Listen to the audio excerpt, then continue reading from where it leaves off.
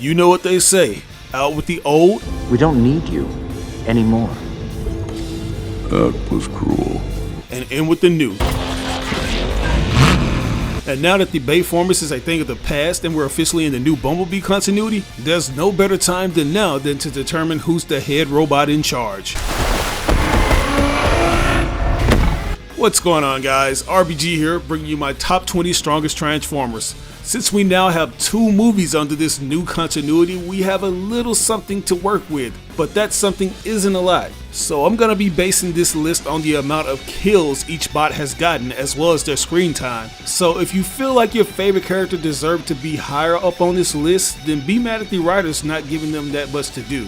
This can't be real. This can't be real. Oh, it's real. Now before we get into the gist of this video, I want to remind you of today's sponsor, Mech Arena. Do you ever just get into your mech and wonder, what's this all about? Where am I headed? The answer to that, my friends, is the League divisions. Mech Arena is a killer mech shooter that's super easy to get into, but there are a few things to do straight away so you can really see what the game has to offer. And the first thing is Progress Division 9. That'll unlock more things for you to do in the game, such as tournaments, 5v5 death matches, and free-for-all mode. What's a division, you ask? Well, it's one of the first ways you'll progress in Mech Arena. Win matches and you'll earn ranking points. Earn enough ranking points and you'll go up a division. Like, I feel like I'm playing with purpose when I take my mech on the battlefield. And in fact, I actually am, because right now we're giving away skins for free via gameplay. After that, we're introducing an epic sci-fi themed event, bringing spectacular new maps and the chain gun, which is a new heavy duty weapon, the Scorpius, an attacker mech with a powerful javelin array ability, and a new heavy duty pilot with an awesome unique look. So why wouldn't you want to indulge in this mech mayhem, man? Jump in it right now. You can do so by installing the game via my link or scanning this QR code. It's free to play on Android, iOS, and the PC. And if you use my link, you'll get bonuses worth $30. We're talking 1 skin, 1 Prodigy crate, and 5,000 credits to help kickstart your game. So what are you waiting for? Jump on that deal right now. If you're quick enough, you can add me as one of your friends and we can play some matches together. Good luck, and I'll see you on the battlefield. But without further ado, let's see who's the strongest Transformers in our brand new TF cinematic universe. You've never faced anything like this. Number 20, Scorponok. It's crazy that this guy continues to pop out every now and then to rear his ugly head, especially given the fact that he's yet to have a speaking role in any of these films. Similar to his Bayverse incarnation, he's a silent and calculative robot scorpion who waits for the right time to strike, except instead of just being one character, he now comes in droves, and that usually means that these enemy types will ultimately be used as cannon fodder, which is why he's so low on this list. Smothering that 19th spot is Freezer. Yeah, we got another one of those slaughtered by the dozen enemy types. Similar to his buddy Scorponok, Freezer is a carbon copy and paste bot, but this guy is a lot more durable and has a nasty personality to match his nasty insectoid design. During a mission to seek out Noah and Elena, we see this guy smash through doors with brute force, showing his durability. He can also move stealthily by clinging to walls. While they were individually weak, they can overcome their enemy, and they make an explosive entry as seen when Unicron shoots one of them out and they almost kill RC and Wheeljack. Making his sloppy landing at number 18 is Stratosphere. And this time around, he's actually appearing in the movie as opposed to all the tie-in material like the Bay continuity. This old timer functions as the Autobot's primary mode of aerial transportation. Although the ride can be a little rough, he can get you where you want to go in a timely fashion, which is why he was even added to this list in the first place. Like, he doesn't necessarily fight in the movie, but he does get the Autobots to Peru, and he played a major part in an awesome action sequence featuring Bumblebee where he jumps out of him mid-flight amidst a hailstorm of Unicronian reinforcements from above. Fixing things up at number 17 is Wheeljack, or you can call him Pablo if you're one of those people who doesn't want to accept that this is apparently the same bot we saw at the beginning of Bumblebee. Whatever the case may be, the guy has undergone an extreme makeover, not only in the looks department but also the voice. There's too many of them! Hey! Not so fast! Since he spent most of his years on Earth in Peru, he now has a Spanish accent. Anyways, other than being the scientist and mechanic, Wheeljack was a pretty capable fighter in Transformers Rise of the Beast. He transforms into a brown and white 1970s Volkswagen Type 2 panel bus. We see him assist RC in a high-speed chase sequence against Battletrap and Nightbird, and later during the big climactic battle against the Terricons, we see him shooting down waves of enemies alongside RC. Flipping into the 16th spot is RC. Similar to Optimus Prime and Bumblebee, RC retains a lot of her G1 design from the Transformers Bumblebee movie, except this time around she's rocking some Earth-based parts in the form of a red and white Ducati 916 motorcycle. While in her neutral robot mode, the wheels of the bike sit on her back, but when it's time to spring into action, she can slide the wheels down to double S rollerblades, allowing her more maneuverability on the road. It's also worth mentioning that she's one of the most nimble members on the Autobot team. She moves like a ninja during combat, and she possesses some awesome firepower in the form of 2 arm-mounted blasters. Coming in at number 15 is Blitzwing. This guy literally came in like a wrecking ball during his live-action debut. Upon his reveal in the Bumblebee trailer, fans came in assuming that he was another notorious Decepticon seeker, but to their disappointment, it was just another lookalike with their name slapped on him, which was a total letdown because this version of Blitzwing isn't even a triple changer, and the movie's promotions went on and on about how they were focusing on that element when it came to the villains. But nonetheless, he did make a lasting impression for that short period of time he was on the screen. While B was being cornered by Sector 7, Blitzwing took a chance to swoop in when the Autobot scout refused to speak in regards to the whereabouts of Optimus Prime, asserting that he'd never speak. Blitzwing made it official by ripping out his vocal processor. Just when it looked like he was gonna take that W, B tore a missile from his arm and jammed it into his chest and fired upon the missile, causing it to detonate and blow Blitzwing into pieces. Swooping in at number 14 is Airazor. Don't let this wise and passionate Maximal high flyer fool you. She will mess you up big time, especially if it means fulfilling her mission of preserving life across the universe. And man, did I have a tough time figuring out where I wanted to put her on this list. While she has more of a prominent role compared to the other Maximals, she didn't do much. I think the biggest highlight would have to be her fire breath ability, which did come in the clutch when Scourge is about to kill Optimus Prime, and she uses it during the chase sequence in Peru. But other than that, there really wasn't much else to write home about. She ended up perishing after being infected by Scourge, which sucks because even though her toy has a robot mode, we don't really get a chance to see it in the movie. Number 13, Rhinox. Yeah, similar to his flying buddy Airazor, there's not much to talk about when it comes to this iteration of his character. We don't get any hints of him being this resident scientist and mechanic. If I'm not mistaken, I don't think there was even a ship for the Maximals to reside in while they stayed on Earth. All we knew about him was that he was the powerhouse of the team. He doesn't even speak in the movie, man. Funny enough, if you go look him up on TF Wiki, it simply says that Rhinox is a rhinoceros. But nonetheless, we do get a chance to see him showcase his strength. During a standoff between the Autobots and Maximals, he rams into Wheeljack. He would later take part in the final battle against the Terricons and their Predacon reinforcements, putting his massive hammer to good use, clashing with Nightbird, and on one occasion providing RC a ride as he plowed through enemy hordes. Taking the 12th spot is Soundwave. Now, to be honest, this guy didn't necessarily do a lot in Transformers Bumblebee, but you could tell that he was a force to be reckoned with, just like in the G1 cartoons. After the disappearance of Megatron, Soundwave and Shockwave assumed command of the Decepticon army. When the Decepticons launched a final assault on the last Autobot city, Soundwave's arrival on the battlefield and subsequent order for the Decepticons to attack prompted Optimus Prime to call for his forces to retreat. When Prime fell back to ground level, Soundwave unleashed Ravage to attack the Autobot leader and signaled the other Decepticons to surround him. Talk about flexing your authority over an entire planet. Dashing in at number 11 is Cheetor. You'll probably notice how I continue to be unenthused anytime I get to another Maximal member on this list, because I really don't have much to say about this guy other than his physical feats, which are pretty accurate to his original Beast Wars counterpart. He's a young Maximal scout and the fastest Transformer on the list, but we only see that in small intervals. He proves to be a true apex predator when he pounces on Mirage, and later on in the movie we see him running super fast in Peru. And as the Autobots and Maximals approach the Terracon army, Prime will order Cheetor to maximize, and we get a very brief display of what he can do in his robot mode. He makes quick work of the Terricons with his dual spears, and when it looked like Noah was going to get violated by Nightbird, Cheetor came in with the swift save by throwing his spear at the Terracon fembot. Taking the 10th spot is Dropkick. This was one of my favorite additions to the new Bumblebee continuity. He hates the human characters as much as I do. As a matter of fact, he hates the idea of being on Earth and would gladly wipe out all humans just to get back to Cybertron. Following the apparent failure of the Autobot resistance effort, Dropkick was paired with Shatter and the two began hunting Autobots to escape the planet. And that's when the killing magic happened. It all started on one of Saturn's moons. After interrogating Cliffjumper, it was time to cut those loose ends, which Dropkick did by slicing through the Autobot lieutenant like butter. After making his way to Earth and acquiring his muscle car alt mode, he put his blaster to use on a primitive human, turning him into a puddle of goo. I like the way they pop. After that, he'd acquire yet another alt mode by scanning a Bell AH-1 Super Cobra, making him a triple changer. He was a force to be reckoned with, and he was giving Bumblebee that work.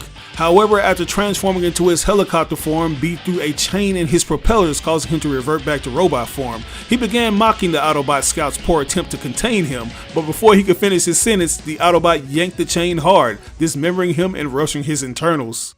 Coming in at number 9 is Nightbird. This fembot has an insatiable appetite for battle. Like, I love how she yearns for a worthy contender that can actually put up a challenge, as seen when she engages with the Autobots, only to be disappointed at their poor attempts to resist her attacks. Her alt mode is a Nissan GT-RR 33, and even though it's one of the smaller vehicle forms, she proves to be a very durable character, which was seen during a high-speed chase sequence where Battletrap uses his flail to latch onto her and spin himself around while still driving. An interesting thing worth noting is that Nightbird is one of the few Cybertronians in any of the films capable of flight in robot mode, despite her lacking in aerial vehicle mode. It really gives her an edge with her dual blades, but unfortunately that edge wasn't sharp enough. During the big battle, she tries to destroy Bumblebee as he skydives from stratosphere, but this proved to be her undoing. Latching onto her airborne form, Bumblebee used her as a robot shield to protect himself from Scourge's blast. He then proceeded to rip one of her wings off and jam it into her spark mid-flight, resulting in her exploding and being reduced to nothing more than a shower of broken parts. Say goodnight to Nightbird.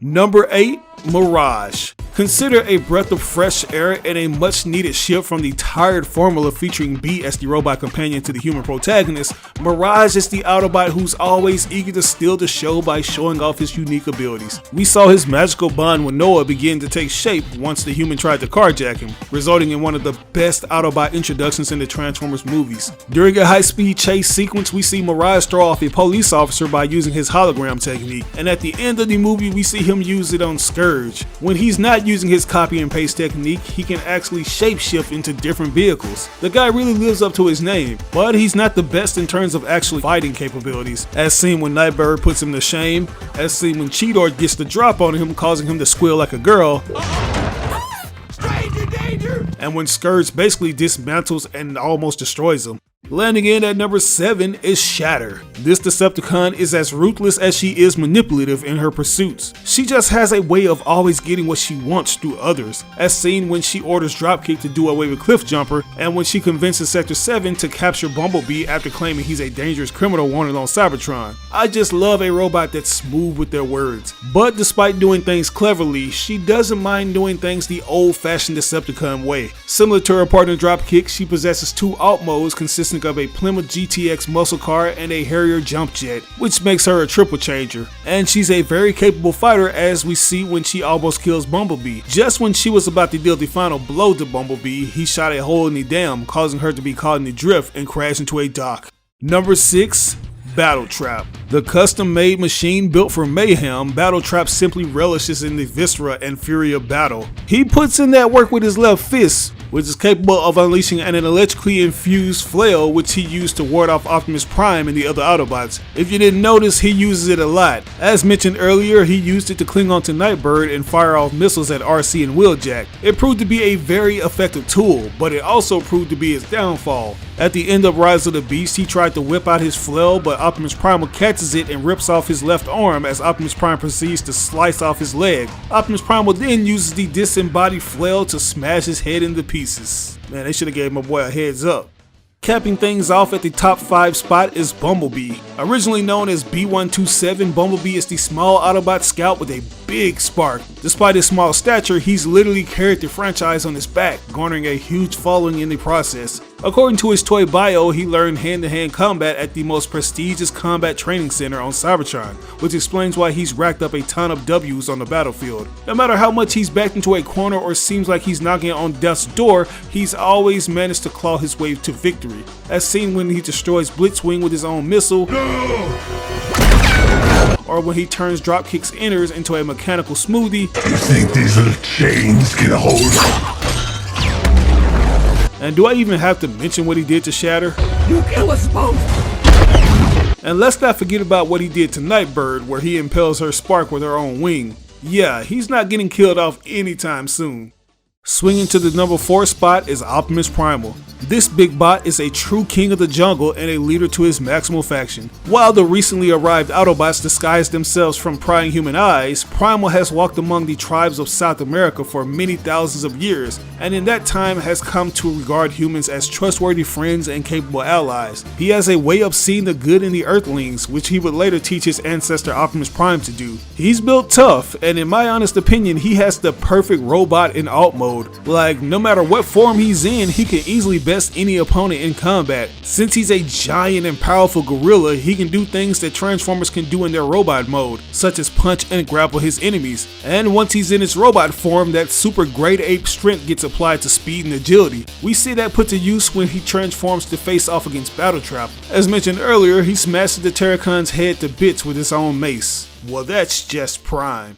Number 3, Scourge. The leader of the Terricons and the most fearsome trophy hunter in the universe. The dude has ornaments on every crevice of his body, which essentially consist of logos of all the factions of the enemies he's slain. And boy, is it a lot of them. Some of which I don't even recognize. You can tell he gets around the galaxy quite well, which he absolutely should since he's serving under the god of chaos himself, Unicron. Whenever his boss issues an order, Scourge must follow it. And whenever he sets his optics on something, it becomes a relentless pursuit. He wrecks anybody that gets in his way, which is seen when he kills Bumblebee when he impales the Autobot with his arm blade. He would have killed Optimus Prime if Eraser didn't come in with a late save. And he blasted Mirage to bits, which made it look like the silver and blue wisecracker had bit the bullet. But his reign of destruction would come to a screeching halt when Optimus Prime forced him into an open lava flow, cleaved off both of his arms, and finally decapitated him. Rolling in at number 2 is Optimus Prime. This was a tough one to place on the list, but I had to put the red and blue Robo Jesus in this spot. Even though we're 2 movies in, he still doesn't quite stack up to what we've seen with the Bayverse counterpart. But there have been multiple instances where he's shown that he can take it to that level. Right out of the gate, we see him taking out multiple Seekers in the opening Cybertron battle in Transformers Bumblebee. And we see him survive an all-out Decepticon assault. However, in Rise of the Beast, it takes him a while to get on the scoreboard.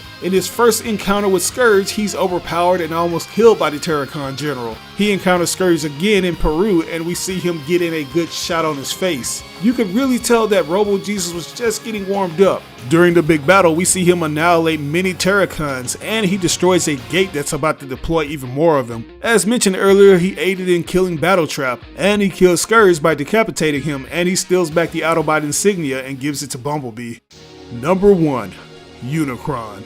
Yeah, this is the strongest bot in the new continuity, guys. You may have noticed that I left him out in my strongest Transformers in the Bayverse video, because other than having his name uttered a few times in the movie, he really didn't do much, let alone mirror the chaos and destruction we know him for. But thankfully, this new generation gets to bear witness to what he really can do. The Maximals learned that Unicron was real only when the Chaos Bringer arrived on their doorsteps to consume their planet. Unicron deployed his Terrorcon and Predacon forces led by his chief Herald Scourge, tasking him of finding the transwarp key, a Maximal device that would enable him to continue his rampage across time and space at will before he consumed the Maximal planet, which he devours anyway. When he doesn't get what he wants from his heralds, he makes them feel his wrath by way of mind torture. He can deploy thousands of his Terracon drones to wreak havoc on his enemies. He came very close to eating the Earth, but his buffet was ruined when Optimus Prime destroyed his portal. Although he failed in his attempt to consume the Earth, I have a nagging suspicion that we'll see the Chaos Bringer in the near future, possibly in his robot mode. And there you have it, folks. Hope you enjoyed this video because I had a blast making it. What are your thoughts on my video? Did you like it? Did you love it? Or do you have your own rankings you would go by? Let me know in the comments below. If you're one of the patient ones who made it all the way to the end of the video, I would ask you guys to follow your comments up with #NewBeginnings. But anyways, this is your boy RBG signing out on another video. I'll catch you guys later. Peace out.